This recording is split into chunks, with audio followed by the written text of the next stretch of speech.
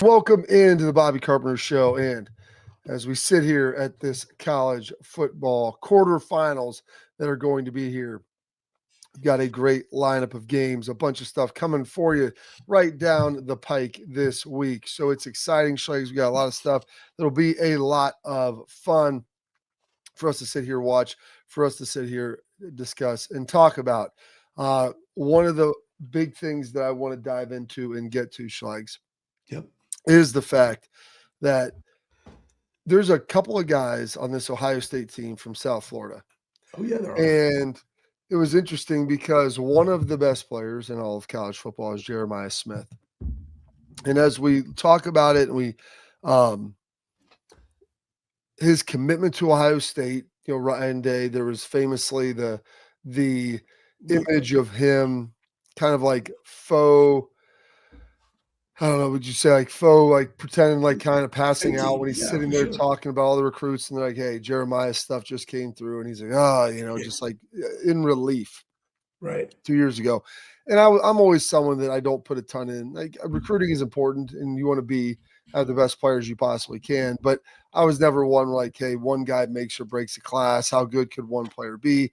And a bunch of people have told me, like, this guy is legit. He's a man. He'll start from day one. I go, no one starts from day one at Ohio State. That's not how it works. You got good players, especially a receiver. Well, I was wrong, and Jeremiah was really good. South Florida kid. And they were talking to him, Schlegs, about his decision to come to Ohio State now.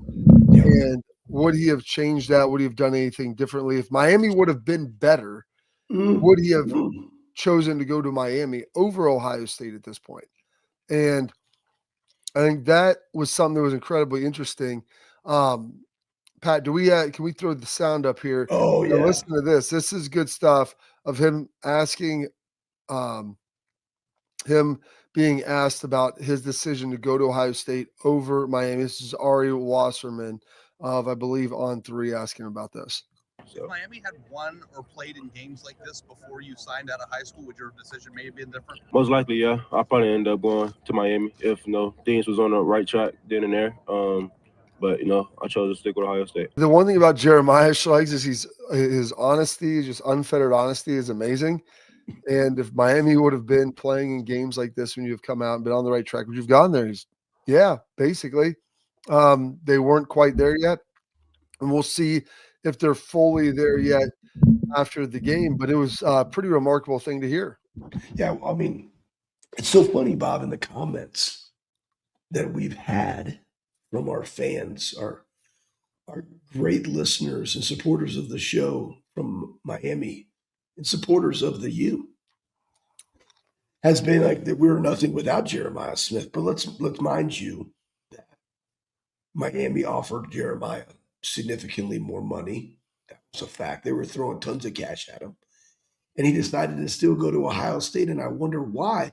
And he said it in his statement. If they would have been on track at that time, if they would have been playing in meaningful games, probably as he grew up in that area and the fans actually showed out and went to the games and there was excitement about the team, maybe that would draw more people. Who knows? They're pretty good this year, still didn't draw. But maybe if that was the case, he would have likely went there. And it just kind of shows what can happen as these kids, grow up and become real players, and guys leaving, just like we had a 5-star edge in Georgia. Now, Georgia's really freaking good, but what are the ties to different areas? Why does he want to go to a different place? But I just thought I love the fact that Jeremiah said, yeah, if they would have been on track, I probably would have went there because I'm from there. And I bet Brandon Ennis would say the same thing. Yeah, and they weren't on track. They did offer him a ton, and that was proven to be the difference. And it's amazing for him to kind of just lean in and ultimately talk about it. Like, I love the fact that the question was asked, and I love the fact with Jeremiah that he doesn't tiptoe around anything. Like, he does. He's awesome.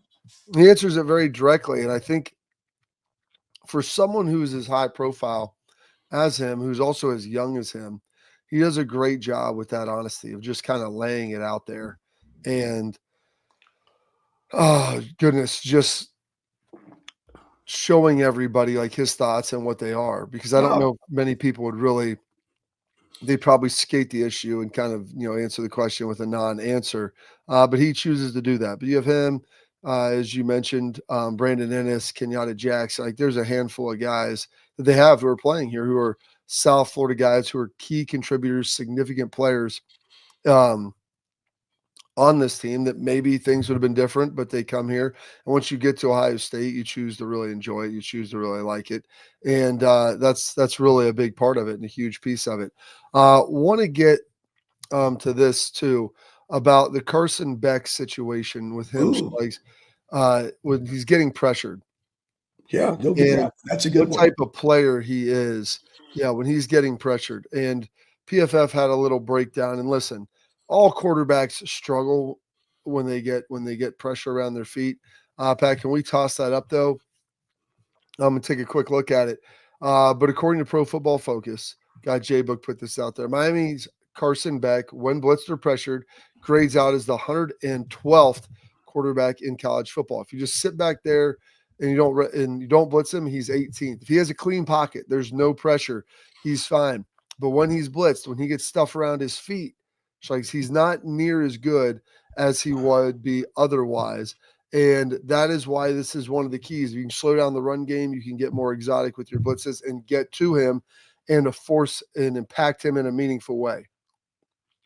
Yeah, I need to go look up the stat on Julian because you like to compare apples to apples as far as that can go. And again, we're not looking at stats of saying he's a bad quarterback because he's this versus the blitz, but it just is what it is versus not blitzed and pressured. And Bob, it's a great point because Ohio State is they have the least amount of pressures. They like to manufacture pressure and alter looks, right? Simulate pressure to get you to slide protect and still only bring 4, maybe even 3. And how they bring those 4 or 3 might look a lot different, which is different than Miami, who likes to bring 5, potentially 6 sometimes to play straight man. So I'm interested to see, based on that stat, what does that look like for Ohio State, especially since they have been, I think it was like 41% of their plays were non-pressured 4-man rushes. Well, that's part of that. That's simulated pressure. And that's one of the things Matt Patricia does a really good job of is and that's not going to be on a stat. It's not going to be on a stat. Well, and it's because pressure is getting there, but it's not a blitz because you're not bringing 5 or more guys. But they are lining up and they'll run their traditional coverage stuff. But they will bring, 3 from a side, 4 from a side occasionally. Maybe they'll just have 5 guys come or 4 guys come. And it's not these 6 and 7 man, like all out max pressures. And they're still able to play their zone behind it. They can play their combo man coverages. Some of that is sending guys, linebackers inside, peeling the back with defensive ends. If the back releases, the defensive ends take him. If he stays in, they ultimately add in on the rush. So there's a lot there and a lot of different stuff that they can ultimately do with that. So that's some really exciting stuff right there that I'm excited to watch. I'm excited to watch Carson Beck versus Ohio. That's the beauty of this. It's the quarterback play and what do the defenses do and what do the offensive lines do. It's fun. Absolutely. So I do think this will be the best defense he's faced thus far, Swags? Well, early in the season, they faced a Notre Dame defense that was not where they were at the end of the season. I think they got significantly better under Ash. That's 100% the best defense he will have faced this season. A&M had a really good defense. So some would say that, hey, he faces a great defense every single day of practice, which he does. Just like Ohio State's offense faces this defense, who's only given up 8.2 points per game and number 1 in almost every category. So, yeah, this is going to be the best defense he has faced thus far. It will be. All right. We got a lot more to get into. We got our guy, Bill Bender, going to be joining us here today as well. Big show for us. So stay locked in here. Keep following us around. We got a lot of nuggets, a lot of news coming up on all of the games this week. So stay with us here on the Bobby Carpenter Show. But first, a message from our friends at FanDuel. You know how fast the NFL game days move. One big play, everything changes. That's why live betting on FanDuel. It's a game changer with FanDuel. You can bet in real time while the game unfolds. Score just flip, jump on a new spread or a live money line. Wide receivers heating up, bet the next touchdown score or total yards. Think that drive stalls in the red zone. Take a live field goal prop or fade the total. Live player props, team totals, drive results, updated spreads, next play markets. It's all there. It's fast. It's fun. And with FanDuel, your live bets move as quickly as the game does. So whether you're riding momentum or fading big plays and the hype, FanDuel puts you right in the middle of every moment. Visit FanDuel.com/bigplay to download the app and bet NFL Live all season long. Must be 21 older and present in select states. For Kansas, in affiliation with Kansas Star Casino, 18 older and present in D.C., Kentucky, or Wyoming. Gambling problem? Call 1-800-GAMBLER or visit rg-help.com. Call 1-888-789-777 or visit ccpg.org/chat in Connecticut or visit mdgamblinghelp.org in Maryland. Hope is here. Visit gamblinghelplinema.org or call 800-327-5050 for 24/7 support in Massachusetts or call 877-8-HOPE-NY or text HOPE-NY in New York.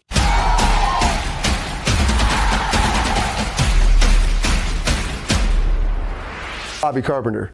Garage beer. Beer flavored beer. Beef with an F? Okay, my bad. It's crisp and cool and it doesn't taste like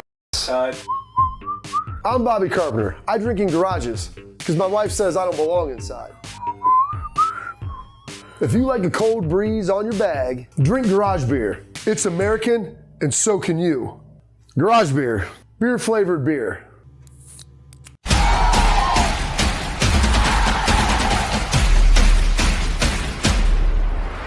Welcome back into the Bobby Carpenter Show. And as we continue to plow forward here, dive a little bit deeper into this Ohio State Miami Cotton Bowl that'll be taking place this week. You know what, Bob?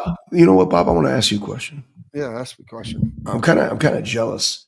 What's your favorite bowl gift? Because now they go to the Cotton Bowl, and it's not like a whole experience like it was. Why don't you tell the folks a little bit about how we used to get stuff, but they get these sweet freaking cowboy hats every single time they go, and now they've been back to back, and there's dudes just walking around, and they're picking their colors now because they're going to this sweet Cotton Bowl. And I would love to have had 2 cowboy hats from the Cotton Bowl, but I don't. What was your favorite bowl gift? They always, probably the one year we got the digital cameras. That was pretty sweet. And we got the Xbox. I was never a big video game guy, so like the Xbox was cool. It was just came out, but I always enjoyed things that I could I was going to functionally use. So we got iPods the first or second year, which the real ones. Yeah, that was the original iPods.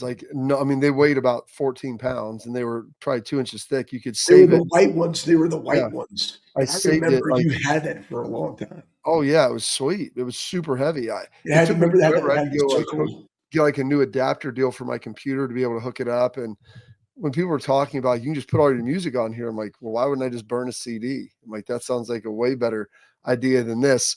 We've got our guy Bill Bender who's popping on with us right now of the sporting news, and I want to talk to him a little bit about what he's seeing with this Ohio State Miami game, and talk to him as well about some of the other games that are out and about. But Bill, we appreciate your time. Thank you for popping on with us as always. This Ohio State Miami game, it's getting frothy. The line is pretty big, but there's a lot of people out there that are giving this Miami team a ton of credit. They're very talented for sure, but how do you kind of see the strengths and weaknesses of this game? Well, obviously it is. There's a lot of back and forth going between, and I think it's coming from the Miami side on a lot because they feel like they're very confident with their defensive front. I listened to Michael Irvin yesterday, and they like where they stand position group for position group. So it's going to be really interesting to see if that holds up on the off. We talked about that a little bit.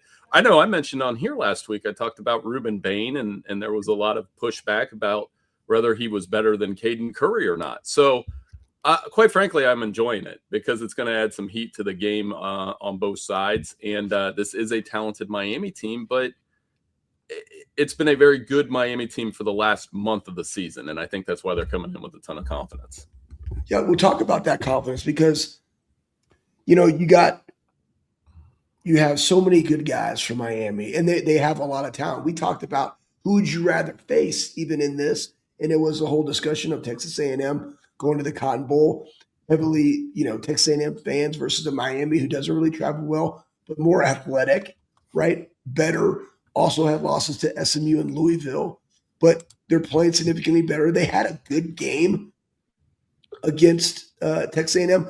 Hell, they even missed a field goal, right? And they were still able to rattle off tons of running yardage there at the end of the game that sealed the deal. Carson Beck only had 103 yards. But when you look at this, like position group for position group, let's start. And that was the point. Their defensive line versus Ohio State defensive line. And the amount of guys, and yes, KJ and Caden Curry, not nationally maybe known because they're on the scene this year because they sat behind two studs that are now playing in the NFL. Tell us a little bit about that comparison in your mind and how that impacts the game defensively. Because nobody's even talking about K-Mac either. Yeah, I was going to say Caden McDonald might get drafted ahead of all those guys. And, the way that he's played this season. And that's what, like I said, between him and Curry and the guys on Ohio State's front seven, I do feel like Ohio State's defense is kind of not getting talked about as much heading into this matchup. And it's the same defense that allowed 16 points or less in every game this season, right? And the game they gave up those points was against Illinois when Illinois was running some tempo late. So your margin for error against this Ohio State defense is pretty small. On the other side, Messidor is another guy that is going to play in the league, and he is disruptive, and he takes advantage of his one-on-one. So there is a lot of defensive talent on that side. But at the same time, their defense was very good against Texas A&M. They were disruptive. They came up with turnovers. But one thing that you look at with Julian saying, if he has time and he can push the ball down the field in those games against tough defenses, I'm talking Texas and Indiana and Michigan, you got to throw them in there. When he had time, he can throw the ball down the field to Carnell Tate and Jeremiah Smith. And I think that's going to be one of the huge differences. Can they push the ball down the field to those receivers? And can Carson Beck, this goes both ways. Can Carson Beck push the ball down the field to Malachi Toney against what is a very good Ohio State secondary with arguably the best defensive player in the country on the back line? I mean, Caleb Downs, Jacob Rodriguez, and Cassius Howell and Ruben Bain, those were those guys that were in that conversation. Bill, you put out a great article talking about the 2003 national championship and some of the guys that were in that game, some of the NFL players that were a part of it. Our guy AJ Hawk in there, Nugent, Maurice Claret as well. I mean, they played a home and home in the mid 2000, like I think 2010, 2011. Obviously, neither of the teams were that great at that point. But talk a little bit about this being that first big postseason matchup since they played over 20 years ago. Well, I mean, I would have to ask you back. I just would wonder what the experience was like being on a football field. Now, looking back at it later, and the stat that stood out to me is 100 people played in this game. 100 people stepped on the field. 52 were drafted. Wow. I mean, that's absurd. Like 26 players on both teams drafted, 18 first-round picks. Another handful of guys that played in the game were undrafted and then played in the league later. I saw one of your teammates over the weekend, Mike Stafford. He coaches UA girls basketball, and I mentioned that to him. And by the way, he's a really good coach. On top of that, with Danielle Blue, his daughter's a problem, man. She gets to the free throw line a lot, so I'm sure he'll appreciate that. But we've had some battles with them over the years, but I mentioned the same thing to him, and he just said, yeah, we had so much talent. And I think we talk about the Miami piece, and rightfully so, because there's so many guys that were on that field that, there was Andre Johnson. He's in the Hall of Fame. Vince Wilfork, he won Super Bowls, Antrell Rule. But the Ohio State side is pretty loaded too. You saw AJ up in the corner. I know you guys are familiar with him. just a tremendous amount of defensive talent. I put on that clips from that game yesterday. And again, Bobby, you would have to tell me, because it just had to be an awesome feeling knowing you're on a field with that many guys that you would see on Sunday later. Well, especially for us, because Miami, they'd been on the scene for the last 3 years and everybody had watched them and you know how good and talented those players were. For Ohio State, I think a little bit there's more in the futures market. We had a handful of guys with, I think, Will Smith, Chris Gamble, Michael Jenkins, guys who played a ton that were first rounders, but then there was a handful of guys that were, freshmen, maybe sophomores who hadn't played quite as much yet. So yeah, it was a big deal. It was an awesome game to be a part of. And you could sense like how good everybody was just by the speed of the game when we were out there. So yeah, Bill, I appreciate you bringing that up. I appreciate you shedding some light on it. Maybe this will be reminiscent of that. I don't know if Miami's fully as loaded as they were back then. They may have a couple more years to continue to stockpile talent. We'll ultimately see where it goes. All right, we're going to take a quick break here. I want to get into some of the other games, those other quarterfinals that are coming up, and we'll do that here after a quick message from our friends at XSport. XSport protects what matters most with XSport mouthguards. My grill. Professional athletes designed by NHL team dentist. XSport mouthguards are scientifically tested to help absorb those high-impact hits, protecting both your teeth and brain. XSport mouthguards feature 3 layers of advanced protection, including a patented use of carbon fiber. They custom print that bad boy right to your grill with 3D printing technology for more protection, better performance, max comfort, and clear communication. Focusing on your game, not your gear. That's the key. Don't take chances with your safety. Visit exportguards.com/Bobby Day and save 15% on your order. XSport, protect what matters most.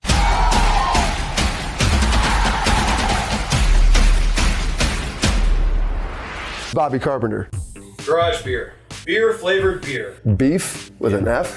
Okay, my bad. It's crisp and cool and doesn't taste like I'm Bobby Carpenter. I drink in garages because my wife says I don't belong inside. If you like a cold breeze on your bag, drink garage beer. It's American and so can you. Garage beer. Beer flavored beer.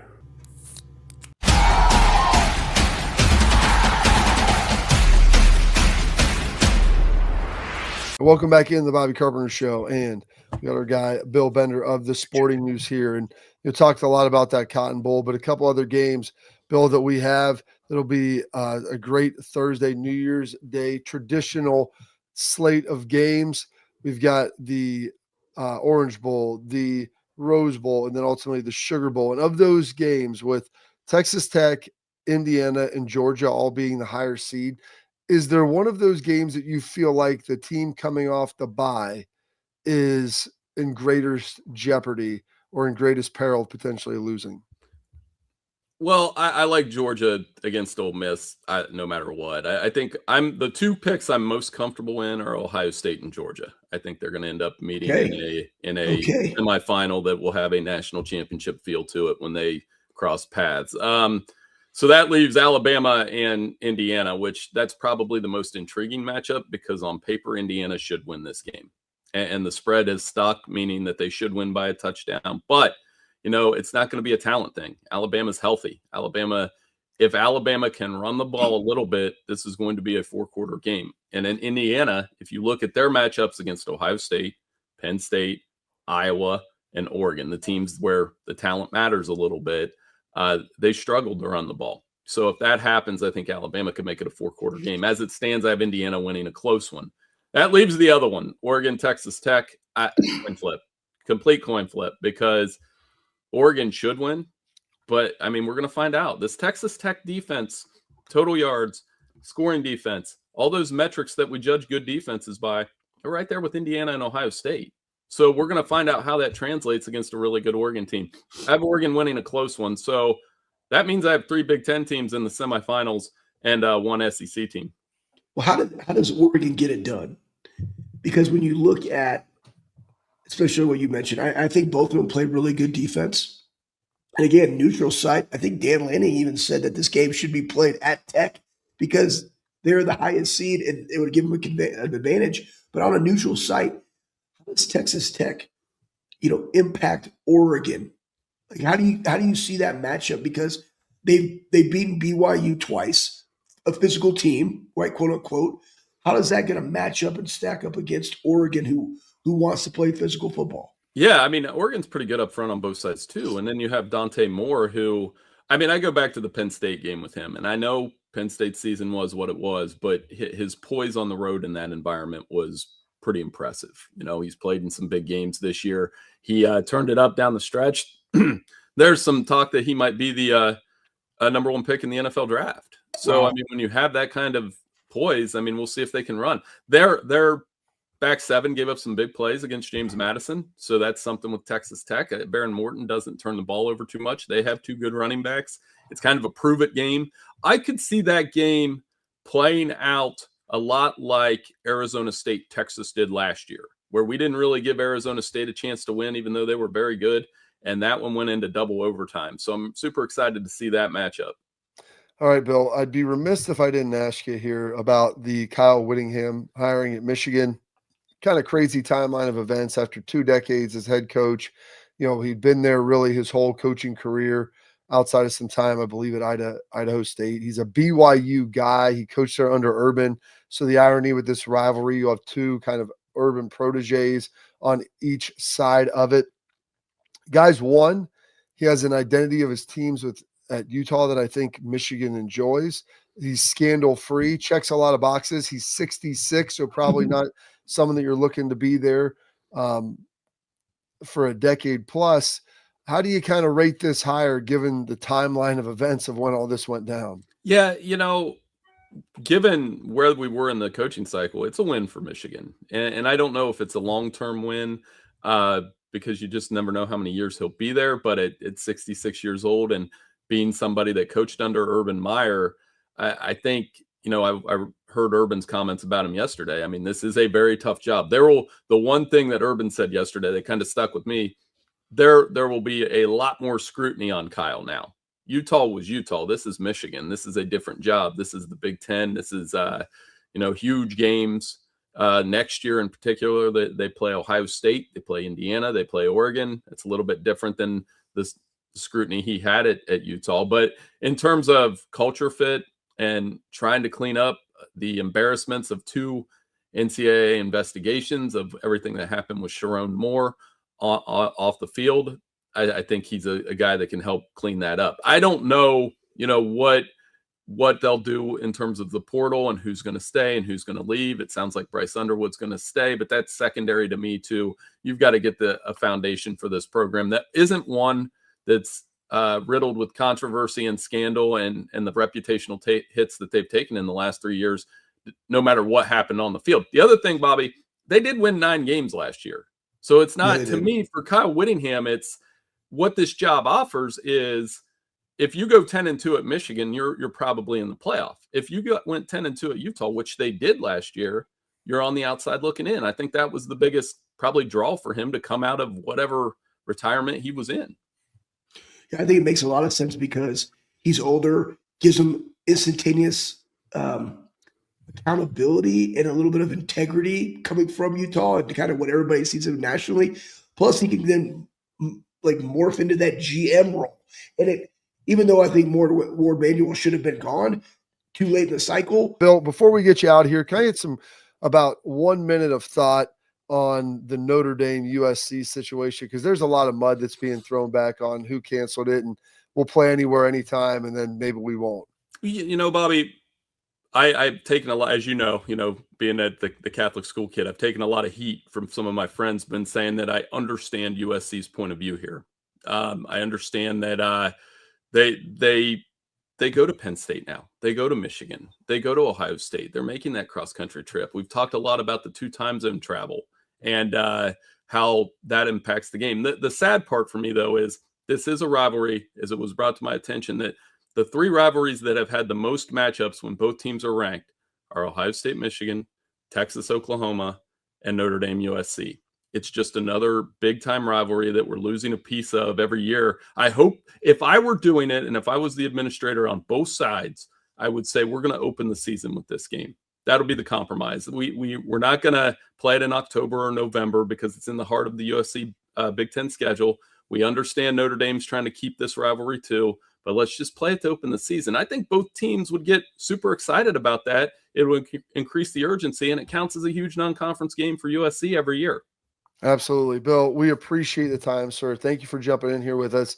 We'll catch up again next week. So go enjoy your New Year's. Enjoy some great football. Hey, Happy New Year, Bobby. Thanks so much for having me on. Take care. There he is, our guy, Bill Bennett of the Sporting News. Go check all his stuff out. Does such a great job right there. All right, we'll get back with our guy, Schlegs. We'll have a little lift it or leave it here coming up next. But first, a message from our friends over at Backer. BCKR.com, elite fan gear. Go check it out. They've got some unbelievable deals. They got some great stuff going on now, new products, new SKUs. Go make sure you see it. They've got other teams outside of Ohio State, but listen, buy Buckeye gear for the ones that you love in your crew, friends, family, whatever it is. Hats, winter gear, cold gear. It's got all the function and features you want. It looks great, feels even better when you're wearing it. Use promo code all caps Bobby for an extra 10% off at checkout. And right now you get free shipping on everything. BCKR.com. They're blowing up, taking the college football landscape by storm. So go check them out. We got our headlines coming up next.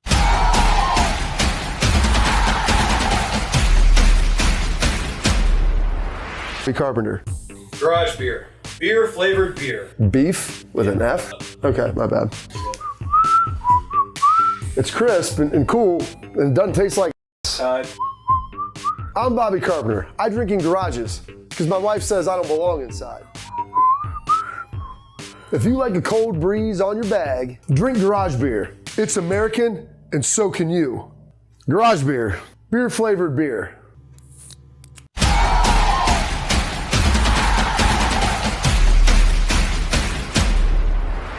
All right, Schlegs, here we go. We got our headlines, and what that means is a little lift it or leave it. I'm going to ask you, we're going to stay with that Michigan question there that Bill was talking about a little bit, and then we'll dive into a little USC as Notre Dame as well, kind of go from there. But in your opinion, if the Michigan job had opened at the beginning of the cycle, it would have been the most coveted job of all of the jobs. Lift it or leave it. Leave that. I don't like, why? Why would you say that? The answer is no. You want to go to a place that has talent, has won. No. The answer is no. I think NIL, I think national recruiting, yes, it's a brand, but no, I leave that, man. And it's because of all the things that you have to blow up to make it your own. That's the difference. That's why. No, leave it. But who would have been okay? So of that, but how many of those jobs, in your opinion, would have been better at this point? Yeah, great. Maybe great Florida, question. maybe LSU. Is Penn State better than Michigan? Here's the thing, and I think it's you can't just say what jobs are better than the other, because it also goes into what does the coach want from this. I think that the LSU job was probably the best of the jobs. And I go back and I look at their ability to win. 3 separate coaches, ability to win a national championship there. Yes, Michigan, you had a championship in 2023, but how did you get there? Which is also why I'm coming in. And what are those resources? Because remember, you have you have NIL money, but what is the back end? What is the real story behind the scenes of how that $20, $30 million hit the NCAA put on you? How is that really impacting what you do? So I would think it would be right in line with that Florida job, Bobby, but I think the LSU one, simply because of the consistency and knowing you can recruit and you can win, and it is evident through 3 separate coaches, makes it the most appealing one. However, brand-wise, Big Ten recently just won, I would say Michigan. But what is the perception from kids that want to come to your program? Just like we talked about early in the show from a Jeremiah Smith. What does that matter? How does Michigan appeal to the masses nationally? I don't know that answer, but for me, it wouldn't have been the top one. All right, Schlegs. What is yours? What is yours on there? Well, I think, like you said, because of everything that was going into it, it's I would say Michigan, it's one of the best jobs, but it's like getting having a great car that you could buy, but maybe it's got a little water damage, or maybe it's got, it needs some new tires, or it needs a little bit of this or that. Yeah, the car is still great, but there are some issues that have been kind of lingering that you're going to have to probably take that thing to the body shop and get it fixed up. So you may not have it for a little bit. So I think that's and is the guy going to have the autonomy? And that's the thing. Like, everybody looks at this stuff as the brand, but it's a bad job, Bob, if it's like, no, you got to do this, but you can't do that, right? Like, hey, no, we got to. Well, I won't do that. No, I know the song, but what I'm saying is, if you can go in there and they tie your hands behind your back, like, no, I want to let go of these guys. Well, they're under contract. Well, are you letting me actually change this thing, or do I still have to abide by what you want? That's where it gets crazy. And that means that job is not a good job. I don't think people understand what is said behind closed doors, or who you have to keep or who you have to hire along with these deals. Like, no, we got to keep that coordinator. What if I don't want to keep that damn coordinator? Yeah. Now you're like that's the problem when people take these jobs that everybody else. Oh yeah, of how your staff construction, what that looks like. Are you not only with your coaching staff, but like the strength coach, the trainers, All like everybody, all the PT, everybody that's coming involved. Can you bring people that you like, that that you trust, that have a high aptitude, all those things? And I don't know about that yet. That's something we'll have to figure out. Plus, when you're late in the hiring cycle, your ability to maybe get some of those guys can be tough ultimately as well. Anthony Lynn's going there, or Penn State. Oh, nice. There we go. Good. And they're keeping Terry Smith, who everybody, like, you could see how much the players love him there. And I think that was a great decision by Matt Campbell to keep a Penn State guy there as well for them. Beat Clemson. All right, Schlegs. The college football quarterfinal games have not sold out and have low get in the door prices on the secondary market. This proves that college football fans want the quarterfinal games to be on campus. I will say this and preface this. I think you're talking about Ohio State and Miami. Miami's not traveling anybody to the Cotton Bowl. That game should have been at the Peach Bowl. And if Texas Tech is playing Oregon in the Cotton Bowl, that game's probably a lot closer to sold out. I purchased tickets for my cousin or my wife's cousin, Schlegs, for the Cotton Bowl. Yeah. And I told her, I go, listen, we're taking a risk here. If A&M wins, they'll probably be twice face value. If Miami wins, they'll probably be half of face value. So a little bit goes into the matchup, but I think that that's part of it. And there's travel. There's a lot of things that come into play. And then people are also looking like, do you want to spend it on this game? Do you spend it on the next? Do you try to wait all the way to the national championship? Yeah, listen, I'm not a 16-team thing, but I was actually talking to somebody about this, and here's why this is important. The first round should be on campus. The second round should be on campus. Why is that desirable? Well, if you're good, remember, Ohio State gets $4 million. The Big Ten has 3 teams in, correct, Bob? So The Big Ten splits $12 million. The SEC had what, Bob? 5 teams in? Yep. So guess what? They get $20 million. So they split that. Well, Ohio State, you're the number 2 seed. You're going to play a first round home game. You're going to play a second round home game. Guess who gets that revenue? You. Yeah. That's why it's important. Plus, the environments are going to be significantly better. It gets an opportunity of looking at other schools. It gets them in the demographic of recruiting in those areas as well, from eyeballs on it. 100%, both of the first 2 rounds, should you go to 16, should be on campus. And in this 12-team playoff situation, it should be home and home going into the semifinals. Hands down, that's what it should be. Yeah, it makes it easier on fans. It's a better consumption experience. It brings elements into play. So there's good and bad with that. If you're, Ohio State or Indiana and you're hosting games, like, are you kidding me? But that's why you're good. Yeah. Right? Like, that's a big deal. Just like this Oregon being at Texas Tech, that place would be electric.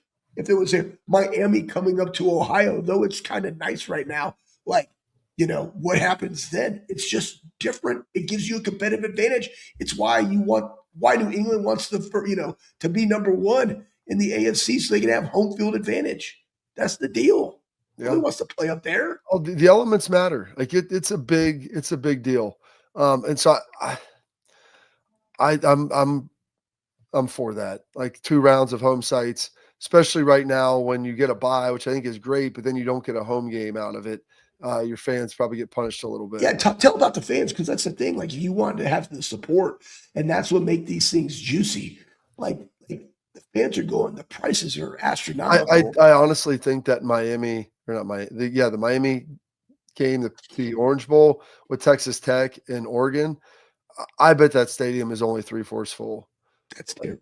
I mean, it stinks, but it's like going from Oregon all the way to Miami on New Year's. I mean, it's a hike. They don't have a national fan base. They don't have a huge fan following. And you look at Texas Tech, it's a haul from Lubbock. If they were just going to Dallas, even, that would have been a heck of a much better game. There's a ton of Texas Tech folks in North Dallas as well. So that's where a lot of this obviously flips from. And so I'm with you. Lifted home sites for the first 2 rounds for sure. A little broader one here, Schlegs, as we get out of this. In the NIL portal era, we'll never see a national championship with the collection of talent that we saw, as we talked about with our guy, Bill Bender, like the 2003 Ohio State Miami Natty. He said 100 players played, 53 of them were drafted, 18 first-round draft picks, and other guys were free agents that also made it and played in the NFL. Leave it. Because, guys, this NIL, the super teams are coming in. And he said never. That's on the question. So, and we're still in the NIL portal era. It's going to continue. There's a lot of guys right now that are at Ohio State and Miami. And it was the 100 players that played over the entirety of their career. Heck, this matchup's going to have a lot of those dudes, Bob. So I think that, when you go look at whoever the matchup is, heck, the Ohio State-Georgia potential matchup, the Indiana, whatever, like all of these games are leaning toward having that type of impact because it's going to be good on good. And the NIL sets up teams to have a lot of really talented players on depth of their roster. So, yeah, I lift that. Yes. All right. Well, I appreciate that, Schlegs.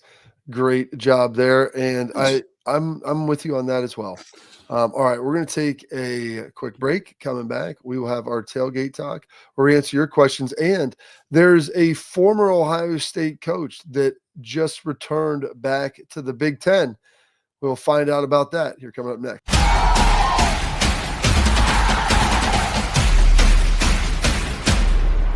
This is Bobby Carpenter. Garage beer. Beer flavored beer. Beef with an F? Okay, my bad. It's crisp and cool and doesn't taste like I'm Bobby Carpenter. I drink in garages because my wife says I don't belong inside. If you like a cold breeze on your bag, drink garage beer. It's American and so can you. Garage beer. Beer flavored beer.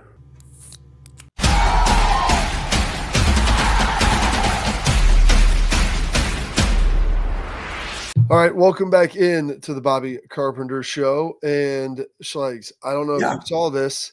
It just came out here Tuesday. But Chip Kelly, Northwestern Wildcats offensive coordinator. What? Breaking news to you? Breaking news to me, Bobby. Yeah, it came out early Tuesday morning. So I didn't think you had seen it yet. What's today? Tuesday. Oh my gosh. Yeah, I haven't seen it because I'm 2 hours back. So, yeah, that's crazy talk. Northwestern Wildcats, Chip Kelly. That's surprising. You're surprised that he entered back into college, and you're surprised if he did, it wasn't at Ohio State. That in itself is a great question. And I think a little bit of is maybe those conversations have already been had, and it's a plan already in place of what he wants to do next year, or he's also kind of vetting out what is going on, using these next games as a way of identifying talent or seeing who can be that next person up, or do I want to go out and potentially get another NFL offensive coordinator? And maybe it's like, no, Chip, you got to pursue it. If you get a job, you got to go get a job. And I think the college game is for him because I'm interested to see how he does in the recruiting of the travel aspect. And maybe, coming from LA, he really did enjoy Columbus. But now you're in the Windy City. I don't know. But I'm happy he's back in college. He's a hell of a football coach. I think a lot of people are going to be stunned by that. Just going to Northwestern, maybe not the cachet of job. It was one thing for him to be at Ohio State, but you look at him, was coaching in the NFL. He coached at Oregon and then decided, okay, I'm going to come back and coach with my guy, Ryan Day. Had a lot of success. There were some people that were not happy about. They did not want him back at Ohio State. And I say that some people not that I know of on the staff, like fans and things that we've heard them talk about and complaining about some of his play calling, even though you won a national championship. And they complain about some of the Michigan game call, play calling and everything like that. So yes, a little bit different from that perspective. But we're always going to complain, Bob. I think you're correct in saying that people will always find something to complain about. I just didn't think, number one, he's in his mid 60s now. Is he really? Yeah, things didn't, maybe early mid, maybe 63, 64.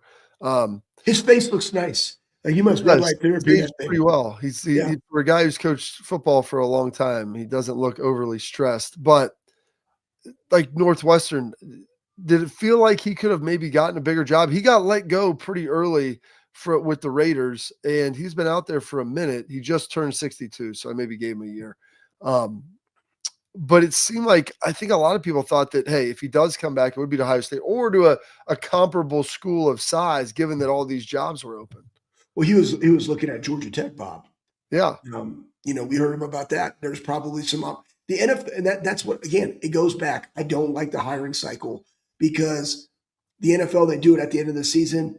There's jobs there. They're fishing around, but they can't do any type of hires until the season's over. Same thing should be happening in college. That way, everybody's out there, and if you want to be in the mix, you can be in the mix. I'm interested to see or hear about his why to Northwestern. And I would say this, if Ryan's not sold, like he knows that he's available, and it's kind of like, no, when this goes down, you're my guy. Or maybe he wanted himself to go do something else. To me, it looks like I'm taking the Northwestern job because, you know what? I'm just going to coach. And I'm not worried about chasing the dragon anymore. Right? I think he tried to chase that dragon last year. You won a national championship. You get an opportunity to go make a lot of money and be an offense coordinator in the NFL. You get fired early. And guys, I'm telling you what, there's a lot of things that go into play before you pass judgment on anybody of personnel or who's making the call, right? Like there's a lot of different things that go into it. And now it's kind of like almost a reset where it's like, you know what? I'm just going to go to Northwestern and I'm just going to coach ball. And this is what the Braun said was my recruiting, kind of job description. Maybe I'm not on the road as much, or maybe I go on the road for the key guys. But he's going to add a lot of value to Northwestern and going to have a good identity on offense. And here's the other thing. They play good defense, Bob. Tim McGargle, their D coordinator, they play as good of a defense as you can with what they got.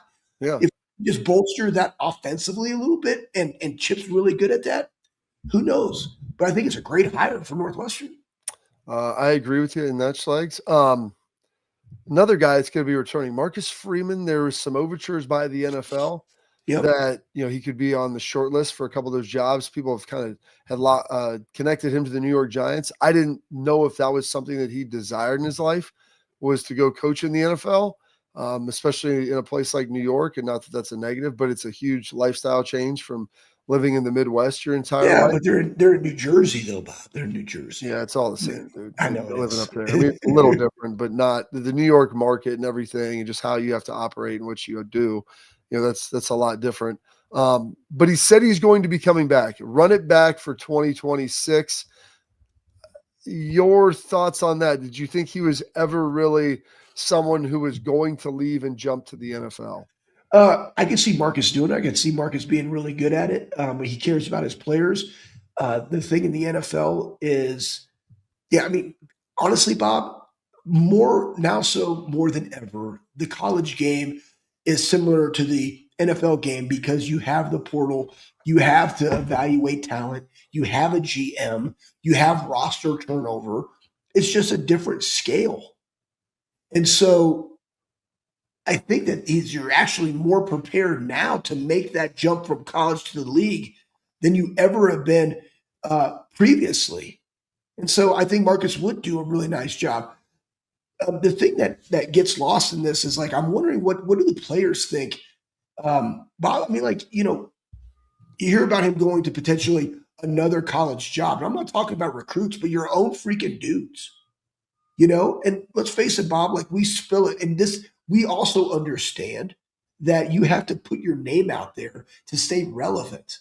100%. Honestly, him being put in the conversation for an NFL job just elevates his status, regardless of what he's done on the field. Mind you, they're not in the college football playoffs, but it helps him.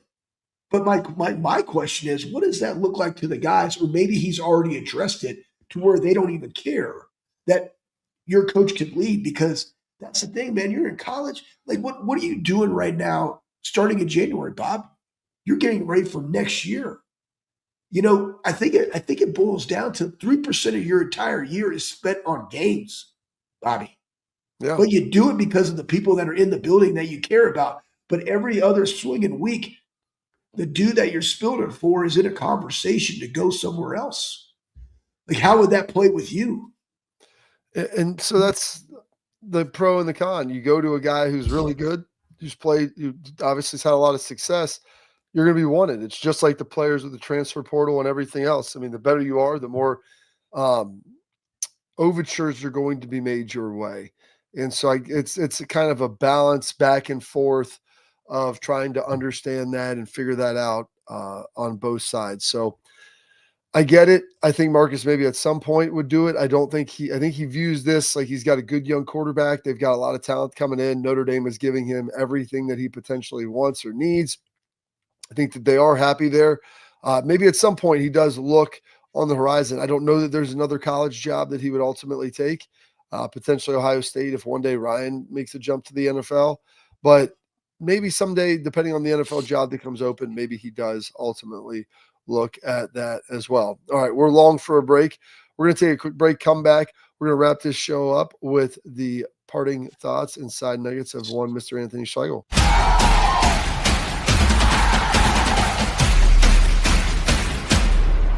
This is Bobby Carpenter. Garage beer. Beer flavored beer. Beef with an F? Okay, my bad. It's crisp and cool and it doesn't taste like I'm Bobby Carpenter. I drink in garages because my wife says I don't belong inside. If you like a cold breeze on your bag, drink garage beer. It's American and so can you. Garage beer. Beer flavored beer.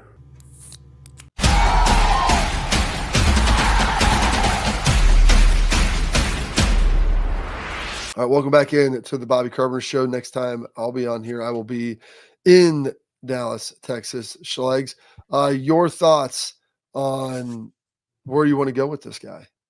No, let's go to the first one. I just put in the deal. Let's go to Sonny. And I think it's imperative that you talk about him. And you know what? I'm going to say this too. And it's not an apology. I ain't apologizing for crap. But the biggest thing that we were talking about when we were talking about stats and everybody's making a big deal about whatever. We were just looking, the national media was taking a look at that. And I was like, well, then just look at the stats. Like, what does that say? And anybody can make that point. But I think what makes the Ohio State, even defensive line, what makes them so successful is this man right here that we're talking about, Sonny Styles. A guy that played safety, that transferred, that went up to linebacker last year, Bob. First time as a full-time starter, and he's playing all three positions at linebacker, Bobby, which we know is really hard. Then you look at through 13 games, got 81 tackles. The dude has missed 0 tackles. That's unheard of. And coming from the Indiana game was his most physical game that I've ever seen him play. The Michigan game and the Indiana game were the most physical games I've ever seen Sonny Styles play linebacker. You throw in the mix Arvell Reese. You throw in, if you want to go more of a 21-12 personnel, a Peyton Pierce when they got to run the football, or a Riley Pettijohn. The linebacker core elevates the defense in comparison to apples to apples versus Miami. Both back ends really good. Both D-lines really good. It's the linebackers led by Sonny Styles that gets them a competitive advantage in this game. I agree with you. Arvell Reese and Sonny Styles should be and could be, and I think will be the X factors. I want to throw this. This was Schlegg's. Unfortunately, it got opened because I left it out in the garage when I moved, and then it froze and it popped. It exploded everywhere. It happens. But our OSU, this is the 2002 National Championship can from the last time we played Miami. I've got up behind me there the one from last year that they had. I don't know if the little Coke, I don't know if I got one from 2015, but did get one from last year as well. And then Schlegs, you're a Highland Park alum. Esteemed Highland Park Scott. Pat, put this up here. Ohio State will be practicing there. I know. Talking about, the tradition of Highland Park and 11 Warriors put this out, Schlegs. There's your old indoor. No mention of you. Nothing on the wall. I thought they'd have a big life-size poster of like a mural of my mug. I mean, and first off, let's go back. Let's go back and talk about this. That was not there when I was in high school. I was in high school in the 90s, guys. So that wasn't there. However, it's awesome the fact that Doak Walker played there and those two guys played there, and they've had a long history of success. They're the most winningest football program in the state of Texas at the high school level, Bob. Coach Allen's been there for a long, long time, since '99. Like that was my senior year was his first year at Highland Park. Coach Wells, they did a great job. Actually talked to Ryan, and he was like, "Hey," he called me. He's like, "Hey, pulling into your old stomping grounds." He's like, "I didn't know this is where you came from," and I had to pump the brakes on him a little bit. But I would say this too. That's just an indication, like that indoor is they're kind of landlocked because they're by SMU. But guys, did you see the indoor, right? The weight room that's attached to it? Yeah. That's Texas high school football. And it's not like they have a ton of inclement weather, but there's multiple sports. Like they play a ton of sports there, but that place gets utilized all the time. And it's just different down there, man. Like they invest in their facilities. And it was great. Talked to Coach Wells. He's like, "Yeah, I talked to your strength coach, Coach Mick, and talked to Kevin and the boys. Everybody was super nice." And I was like, "Those are my people, man. I appreciate you taking care of them." Absolutely. Well, we appreciate that too, Schlegs. Matt Stafford, Scotty Scheffler, Clayton Kershaw, Andrew Seigel. I mean, the Mount Rushmore of Highland Park Scott. Scotland Yard. Guys, Scotland Yard, man. Good times. Coach Harris, I think Coach Barzola is still the wrestling coach there. Coach Harris is still 30. That's amazing. There's still guys like 25 years later that are still coaching there. I mean, it's remarkable. Absolutely. They care, man. Yeah, it's Highland Park, man. It's a good. And then I mean, like even DeSoto, we were talking. I've been with Steph since 1997. But DeSoto, like they won 3 state championships, and then South Oak Cliff has won 3 state championships. Yeah. They've been really good, dude. Really good. All right, we're up against it. We have about 10 seconds. Tomorrow it will be a game day. We'll be ready to rock. Huge slate of games. So stay locked in here as we track them all on the Bobby Carpenter Show.